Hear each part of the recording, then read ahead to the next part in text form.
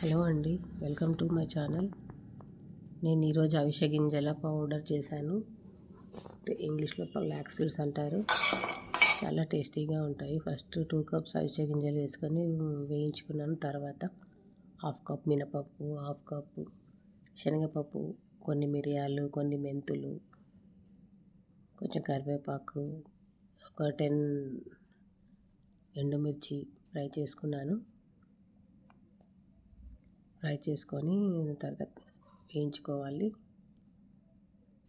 చింతపండు, కొన్ని గార్లిక్ రెబ్బలు అన్నీ ఫ్రై చేసుకోవాలి.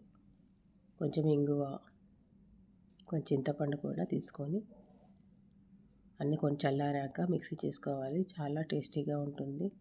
చాలా హెల్దీ అండి ఇది. మార్నింగ్ అన్నంలో నెయ్యి వేసుకొని తింటే చాలా టేస్టీగా ఉంటుంది.